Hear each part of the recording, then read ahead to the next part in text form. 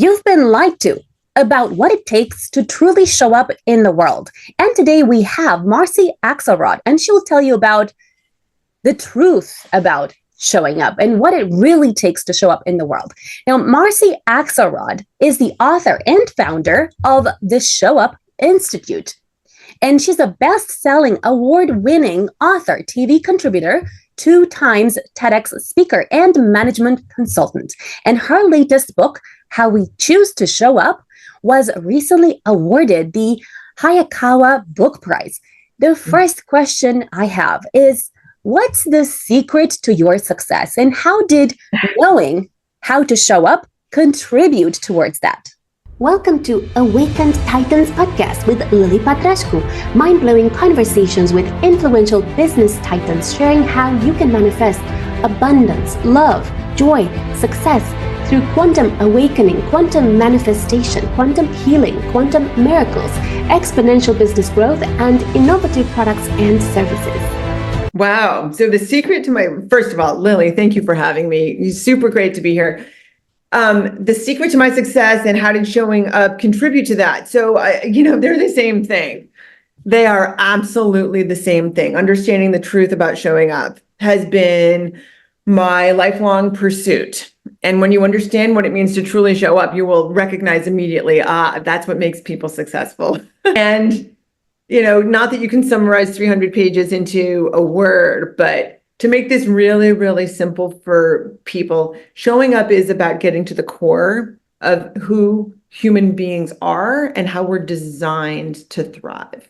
We are designed to care, to deeply care about each other. And when you look at how society has evolved, or in fact, a lot, if not most of the problems that we have are because we're designed to care, but we can't care about everyone and everything. So we end up dividing from ourselves and separating from ourselves because there's a cover on the front page of the paper, and it shows the suffering that's going on across the world. And it shows the suffering that's going on 2 states down or up, right? Flooding and war. We were designed when humans still lived in, caves and in tribes, like long, long ago. And if someone suffered in the tribe, we were right there and we made a difference. So our system is designed such that we can have an impact because everything was so close and everyone knew each other. And Lily, if the hunter in our tribe got hurt, it changed what we ate. Right. So we are interlinked with others in a way that right now our society, with how large it is, 8+ billion people on the planet, even a given town, most of us live in cities. I mean, I'm in a village. It has just under 10,000 people. So we are designed to thrive a certain way with a very, very close-knit small group of people, all of whom look out for each other and are each other's caretaker. And yet somehow we're supposed to thrive when what we're really doing is getting a deliverable out to a boss who we don't feel cares about us. So you see the discord.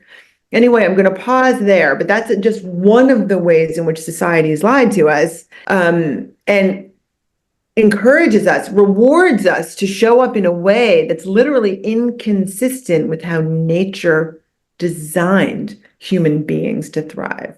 Thank you. What's the impact of that?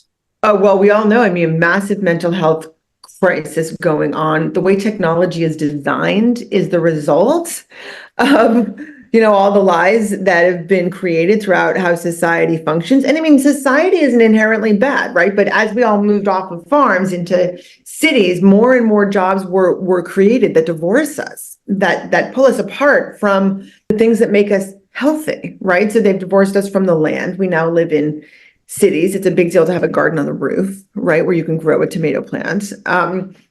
We've been pulled apart from each other, right? The family is like half in, one place and half in the other, and you don't see each other.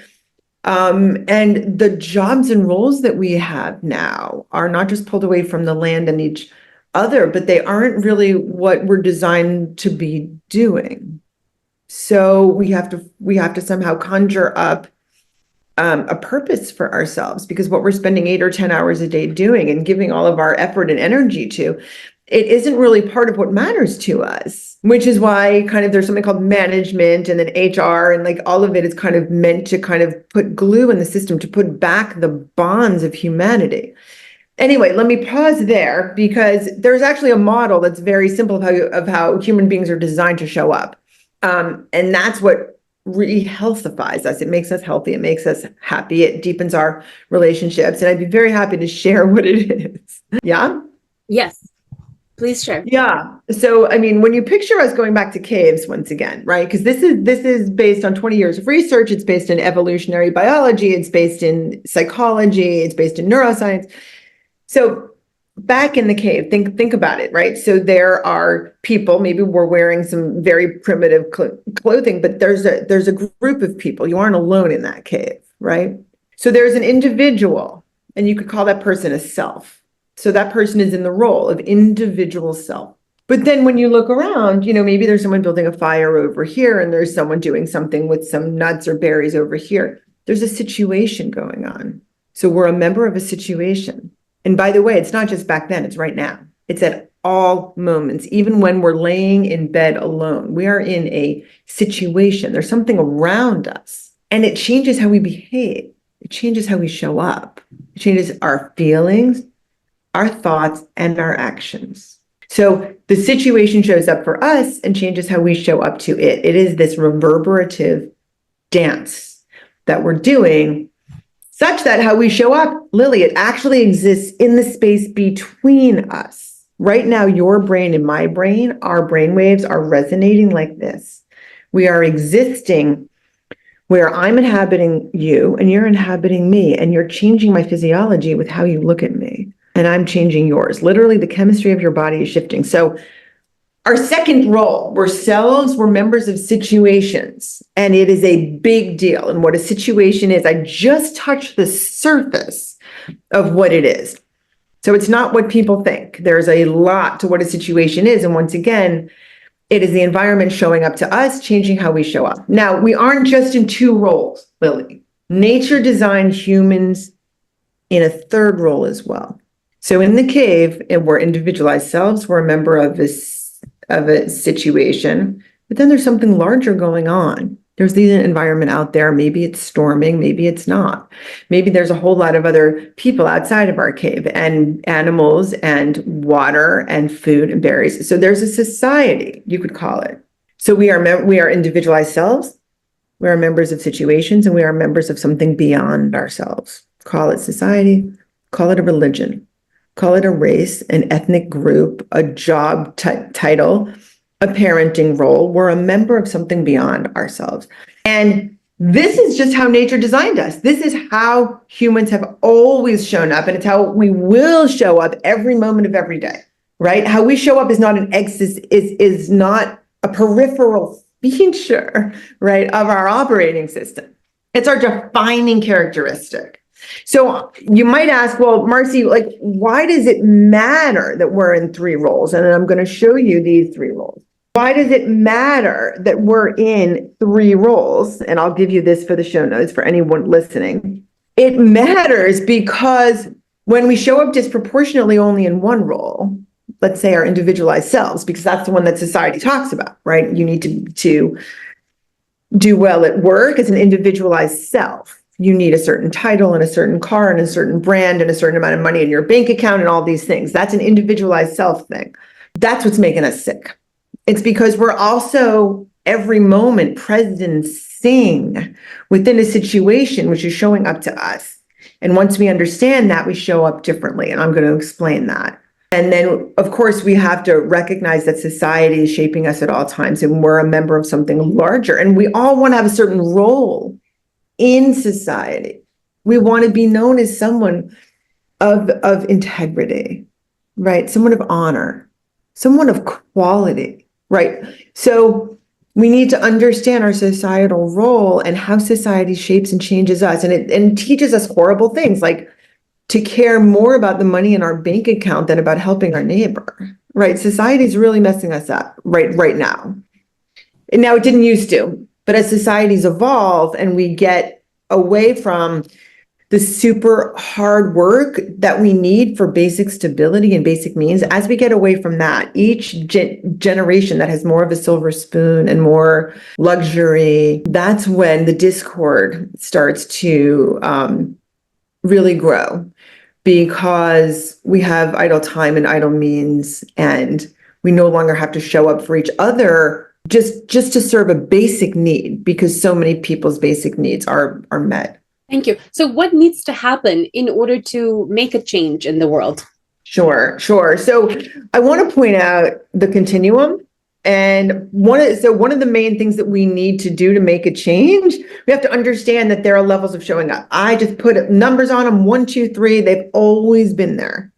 Quality levels are inherent in nature, right? We've all seen the really crisp, fresh green leaves maybe turn orange, yellow, brown, and then become nourishment for the soil, right? Which then go into nourish all the trees in the neighborhood as the water goes through and moves their nutrients. So they aren't so much good to bad, but I did label them 1, 2, 3, and there is a red, a yellow, and a green level of showing up. Level 1 is barely there. You can probably recognize what I'm speaking about there. Level 2 is just showing up, which is what my research shows 80% of us do 80% of the time. I'll explain that. And then level 3 is truly showing up. And what do we do? So we understand what each level is. And then once you understand that, you start to see it everywhere, and it's easy to make a choice. How am I showing up right now? Can't so much get into the detail in a, kind of a short podcast, but the neuroscience and physiology underneath this, we are literally a different human when we're in the green, level 3, truly showing up. Lily, the way you just moved your head showed up for me and changed me. That only happens when I'm able to utilize my right hemisphere to read the language of your body and feel you. If I'm just showing up, which 80% of us do, 80% of the time, this is get it done mode. You wake up, you look around, but suddenly your focus narrows. Okay, it's Tuesday. I have a meeting at 9 a.m. I got to get the kids out the door. Where's the toothbrush? Let's shut off the alarm. Da-da-da. When you're in that mode, you're more showing up in your left hemisphere, which is this grab it and get it done. Just get it done. This is the moment when, if your 5-year-old says, I tie my shoes now, mommy, not you. It's a moment to relate, but if you've got to get out the door because you have a meeting and like, oh no, let's not have a tantrum now.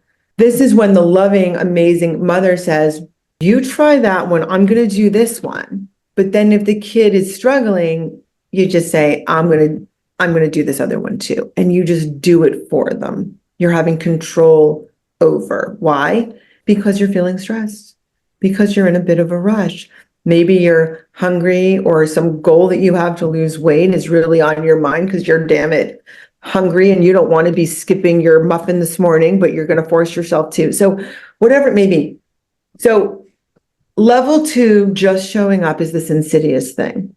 It's totally fine to do often, but there are definitely times when, if we do it when things matter, this is when we look back and we think, oh my God, did I just make that mistake again? Or I should have known better. Or I really just missed a chance to bond with this important person and I blew it, right?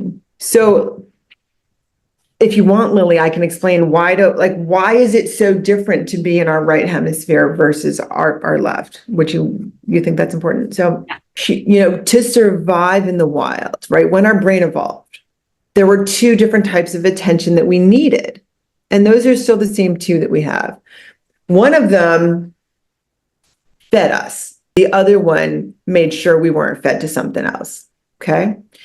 So for the first one, you see there's a rabbit over there. I'm going to go hunt it.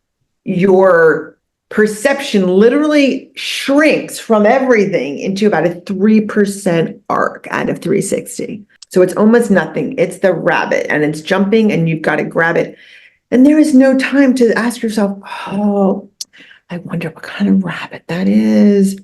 Oh, I wonder if it's a new parent and I really shouldn't be. No, there's no time to be curious. If you want to feed yourself, you want to exert power over it. The left hemisphere controls the right arm. Grab it, get it, power over it, control, narrow focus.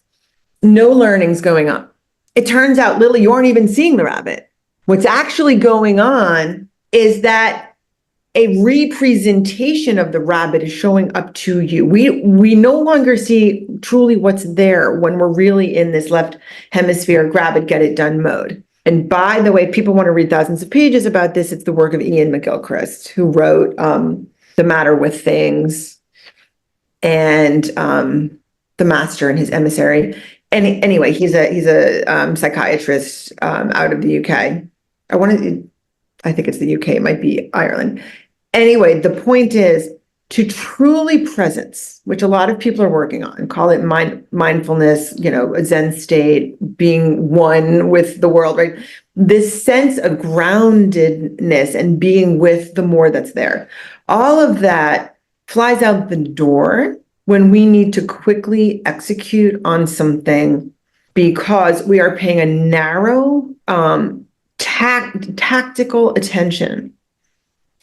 And the dynamic reality of life, which would show us something new that's going on, that disappears because we're just checking things off of our box. This is the okay, it's almost 3:00, check my look, the weather, my clothes, and I just head on out. This is what we do before we're about to walk into a meeting or just getting stuff done. So that's just showing up. And that's what most of us do most of the time, but it turns, unfortunately, Lily, it turns you into an object. You're the person on the other side of the screen, and I need to do right by you so that people listen to your podcast, and this is a success for all. And that's how I would think about you if I were just showing up. Let's say I were stressed or strained, or this was my first podcast instead of my 100th or whatever.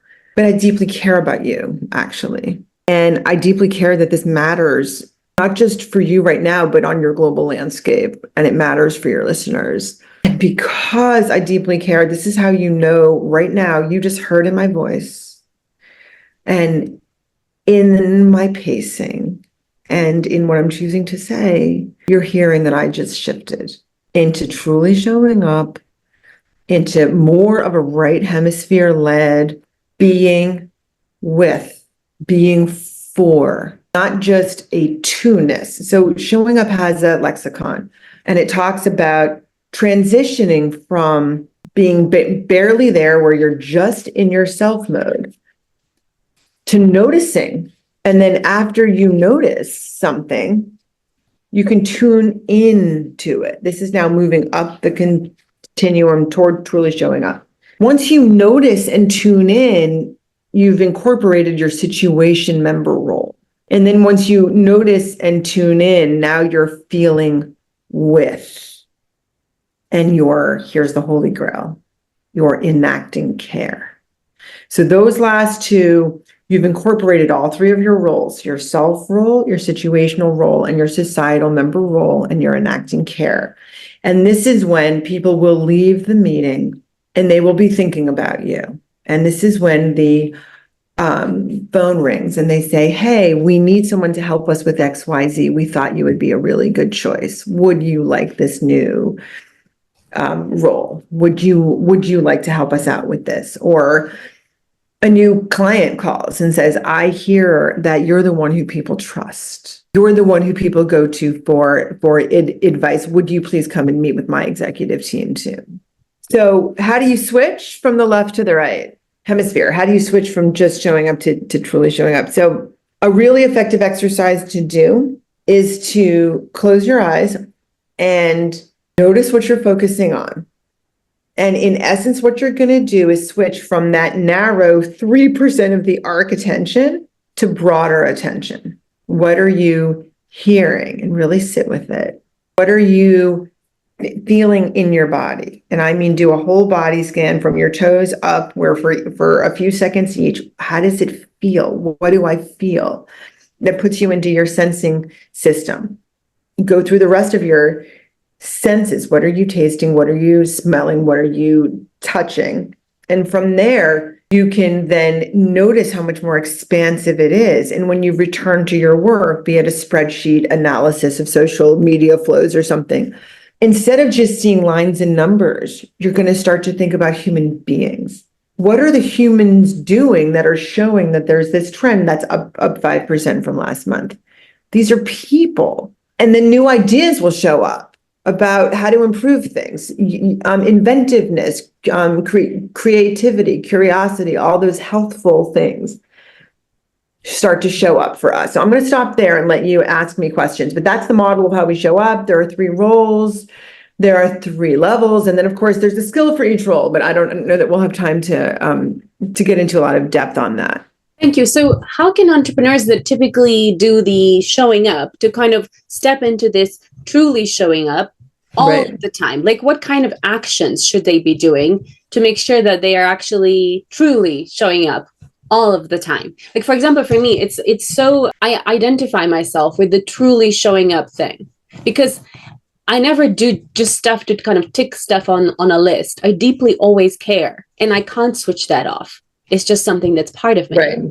And maybe I'm not too busy. I don't know. Maybe if I had like 5 children and I know a husband to look after and 5 dogs, Right. maybe I would be. And I do understand mothers who are in the showing up mode. But I do wonder, how can entrepreneurs kind of like learn how to do that? Right. So the first thing that I would do is think about what's most important each day. Because you're not going to truly show up all day. No, like shoot for like 25 to 30% of the time. You, if you're typically doing a number of things at once, you've got to pause that. Do one thing and do the exercise that shifts you into your broader self. I mean, you can do an exercise that just calms your body. An alerted nervous system is never going to truly show up. It's going to be in the left hemisphere because society has taught us to default there. This is where coding lives, and math and science and every abstraction, right? That's when you live in the map, not the territory of real life. So the first thing you do is just stop, pause, think about the 2 people or 2 situations that day that you want to truly show up for. And make sure your body is reset. Breathing is good, stretching, yoga, right? The kind of general list of things. Make sure you're not tired or hungry or agitated or thirsty. And before you walk into that moment, reground yourself. In my TED Talk, I talk about tracing a 3 on your palm, which people have said is very effective. You simply take two fingers, typically on your right hand, your dominant hand, and you trace a 3 on your palm. And what you're doing is feeling your palm. You're feeling the sensation.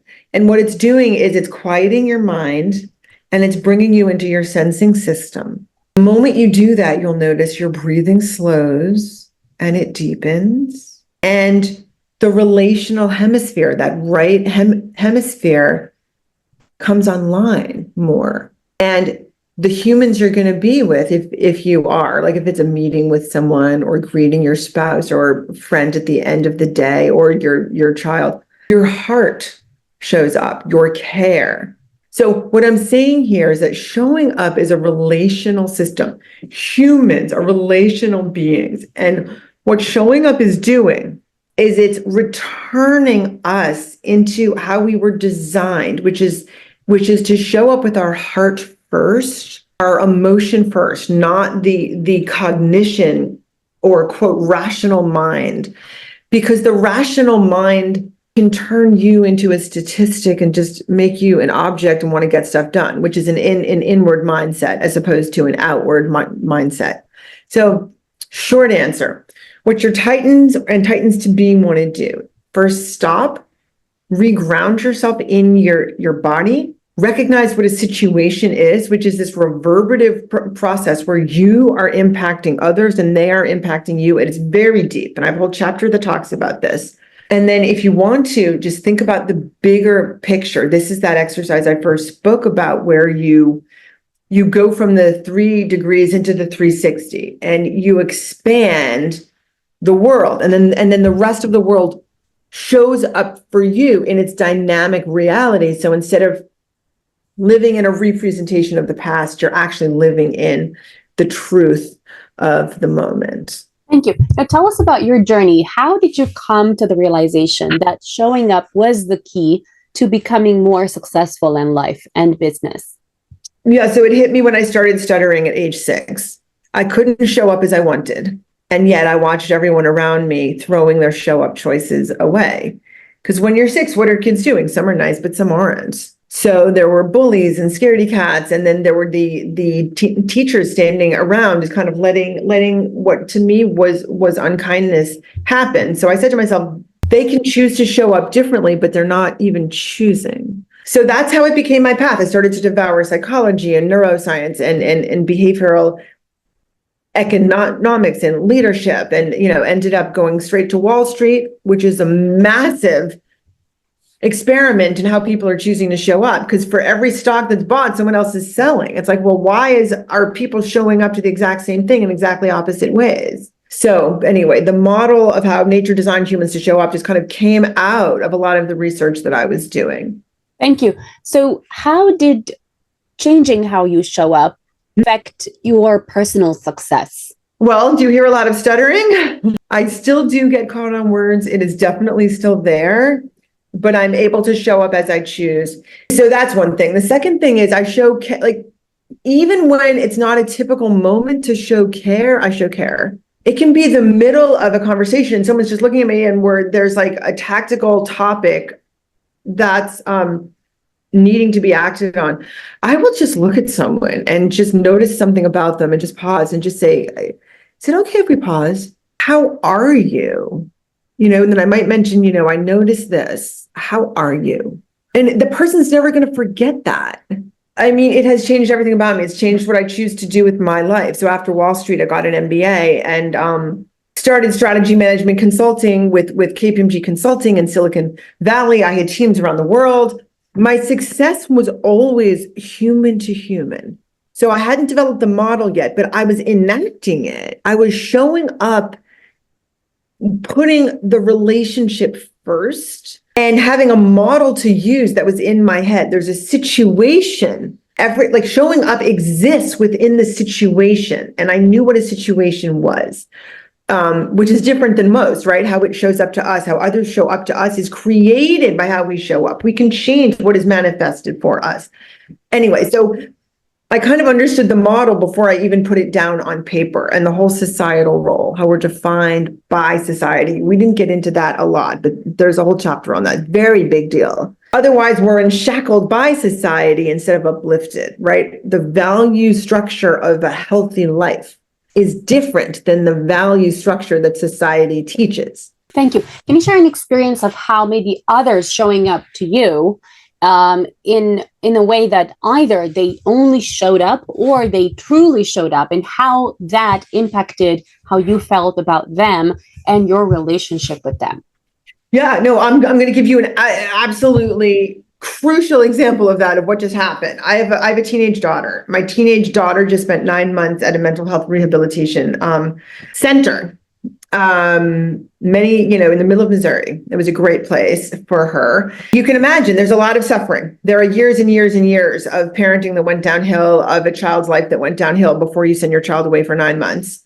And what happened this morning? You said, how is the world showing up to me differently now that I truly show up? I don't have my phone nearby to show you, but breakfast was on the table for me. My daughter's been home for 9 weeks and about 3 days. 9 weeks. In 9 weeks, she came home to what in her mind was the same mother in the same house. She could have just gotten back on the same path that she was on of not going to school, having no relationship with me. And I wake up and I'm going to cry here. I wake up and there's breakfast on the table. And it's not like this is what used to happen. So the very, very fragile bonds of insecure attachment, avoidant attachment, those very fragile bonds are becoming healthy because of how I am showing up to my child. I mean, nothing else is more important, right? Than being able to set a child on a good course for the world and for her life. She's 14. This is about 80 years of her life that we're talking about. So how I show up, definitely creates the relationship or how she chooses to show up to the situation, and thereby the relationship that she's creating with me. Thank you. So how people show up in the world, what impact does that have on their lives? And what kind of opportunities are they looking for? I mean, it's like, it's everything. How deep of a relationship do they want with the most important people in their lives? I mean, the impact, do you want your business to fail or succeed? So, because you aren't just showing up to yourself or to your work, you're showing up to your priorities. You're showing up to aging. You're showing up to your friendships. You're showing up to like what you choose to buy in the supermarket. Everything shows up. Your vote shows up. Whether or not you vote shows up. So everything about the moment, every moment, and someone's legacy even is a result of how they're choosing to show up. And the easiest thing to do is understand the model. This is the model of how humans are designed to show up so that we're healthy and happy. This is the model. Understand how it works and what it means. And it's not complicated. People read this and say, oh my God, Marcy, why wasn't this taught in first grade? I just had a principal of a high school right near me. 2 weeks before graduation, she contacts me and she says, Marcy, we taught them everything that we could, but I just read your book.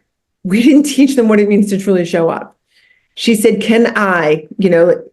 may I give your book to every graduate on graduation day? And I said, oh my God, absolutely.